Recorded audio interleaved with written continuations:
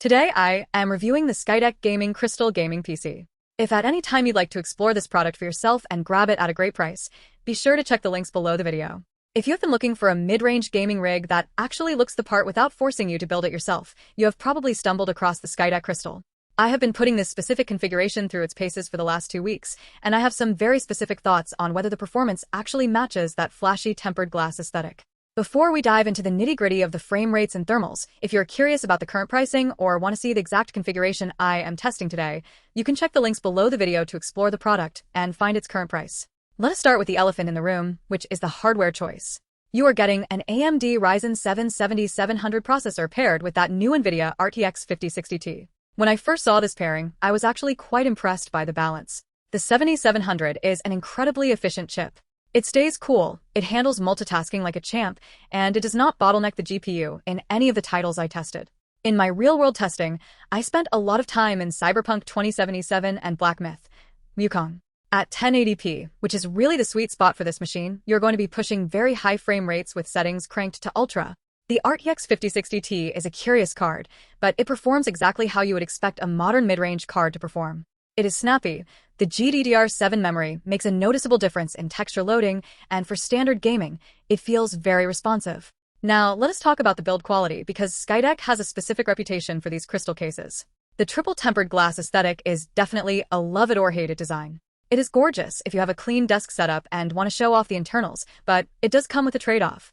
Glass is not exactly the best material for airflow. While Skytech has included a high-performance air cooler and several ARGB fans, you are relying heavily on the intake gaps around the panels. In my testing, the thermals were perfectly acceptable for a stock build. I never saw the CPU throttle during extended gaming sessions, and the GPU stayed within reasonable temperature ranges even during long, intensive sessions of Helldivers 2. That said, if you live in a particularly warm room, or you plan on overclocking the system, you might find that the glass panels trap just a little bit more heat than a mesh-fronted case would. It is a trade-off between the premium look and the absolute maximum cooling efficiency, and for most gamers, the look wins out here. One of the biggest selling points for this specific Skytech build is the lack of bloatware. I cannot tell you how refreshing it is to boot up a pre-built PC and not have to spend the first hour of your day uninstalling antivirus trials, manufacturer-specific update tools, and random games you never asked for. Windows 11 comes installed clean, and the system is ready to go almost immediately. This is a massive win for someone who just wants to unbox, plug in, and start gaming. If you are not tech-savvy or if you simply value your time, this is a significant benefit that is often overlooked in reviews. Regarding the memory, you are getting 32 GB of DDR5 RAM at 5,600 MHz. This is the new standard for a reason. 16 GB is starting to feel tight for modern, unoptimized titles, and having 32 GB gives you plenty of headroom not just for gaming, but for keeping a dozen browser tabs open on your second monitor while you stream or chat on Discord. The speed is solid, and it complements the Ryzen 7 processor well. I did check the stability, and I experienced 0 crashes during my week of intense testing, which is always a good sign when dealing with pre-built RAM configurations. Now, let us get into the parts where you might be disappointed. First, the included gaming keyboard and mouse are, to be blunt, basic. They are functional, and they will get you through the first day of owning the PC, but they are clearly budget-tier peripherals. If you are coming from a high-end mechanical keyboard or a high-precision gaming mouse, you will want to replace these immediately. Do not factor the value of these peripherals into your buying decision because they are really just placeholders. Also, the power supply is a 650-watt gold-rated unit. This is perfectly fine for the current configuration, but it does not leave a massive amount of headroom if you plan on doing major upgrades down the road. If you think you might want to drop in a much more power-hungry GPU in 2 or 3 years, you might find yourself needing to swap out the power supply, which is a bit of a project in a case that is already quite tightly packed. Another thing to consider is the brand variation for the graphics card.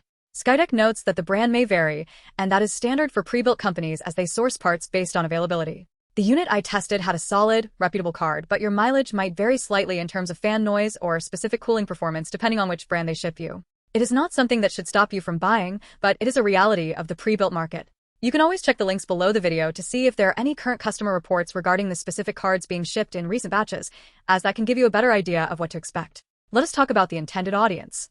This PC is for the gamer who wants a high-quality, 1080p ultra settings experience, without the headache of building a computer from scratch. If you have been playing games on a console or an aging laptop and you want to jump into the world of PC gaming, this is a very strong entry point. It handles demanding titles like Starfield and Alan Wake 2 with grace, and it looks like a professional setup sitting on your desk. However, if you are a hardcore enthusiast who wants to squeeze every single frame out of your hardware through manual overclocking or custom liquid cooling loops, this is not the PC for you. This machine is designed for stability, aesthetics, and convenience. I also want to touch on the connectivity. You get a good selection of USB ports, including the faster 3.2 Gen 1 options, which is great for external drives or high-speed peripherals. Having both HDMI and DisplayPort is standard, but it is worth noting that if you are running a multi-monitor setup, you are well covered. The Wi-Fi performance was surprisingly stable during my testing. I played several sessions of Counter-Strike 2 over a wireless connection, and while I always prefer a wired Ethernet connection for competitive shooters, the onboard Wi-Fi held up admirably without any major packet loss or ping spikes.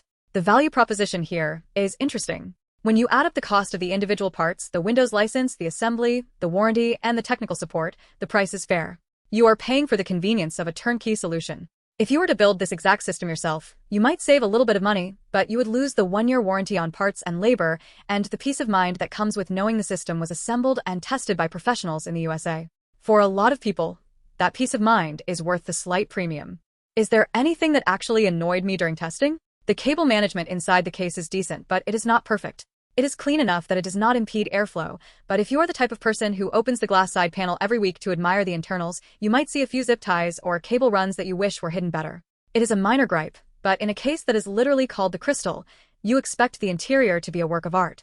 It is good, but it is not boutique-level cable management. I also want to mention the noise level. Because of the triple-tempered glass and the fan configuration, this machine is not silent, but it is also not a jet engine. Under heavy load, you will definitely hear the fans ramping up. It is a consistent, low-frequency hum that is easily drowned out by a pair of gaming headphones. If you are someone who is very sensitive to fan noise and you keep your PC sitting right next to your head on your desk, you might want to look into adjusting the fan curves in the BIOS, which is a straightforward process even for beginners. If you are looking for a machine that can handle modern titles at 1440p, this system can certainly do it, though you might have to dial back settings from ultra to high in the most demanding, unoptimized games. The RTX 5060 Ti is a very capable card, but it is primarily marketed as a 1080p powerhouse. If you are dead set on 4K gaming at high refresh rates, you are looking at the wrong tier of hardware entirely, and you should be prepared to spend significantly more. But for 95% of gamers who are playing on a standard 1080p or 1440p monitor, this rig is going to be more than enough to provide a great experience for several years. I think the biggest disappointment for some users might be the lack of upgradability in the case volume. It is a mid-tower, and while it is not tiny, it is not a massive full-tower case with endless room for expansion. You have enough space for a couple of extra drives and maybe a slightly larger GPU down the line, but do not expect to fit a massive custom loop or a multi-GPU setup in here. This is a machine that is meant to be used as it is, and then replaced or upgraded in a few years when the technology advances again. To wrap things up, the Skytech Gaming Crystal is a solid, honest, and reliable pre-built gaming PC. It does exactly what it promises on the box. It runs modern, demanding games at high settings, it looks fantastic, and it arrives at your door ready to play. The weaknesses are minor and mostly revolve around the included peripherals and the nature of glass cases in general. If you are looking for a stress-free entry into the world of high-performance gaming, this is a very strong contender. Just remember that you are paying for the convenience and the warranty as much as you are paying for the actual silicon inside. If you want to see if this fits your budget or if you want to compare it to other configurations, feel free to check the links below the video to explore the product and find its current price. It really comes down to whether you value your time and the aesthetic appeal of the build over the absolute lowest price you could get by sourcing every single part individually. In my opinion, for the average person who just wants to play games without troubleshooting drivers or worrying about compatibility, this is a great way to go. It is a balanced, capable, and well-supported machine that is going to provide a lot of entertainment right out of the box.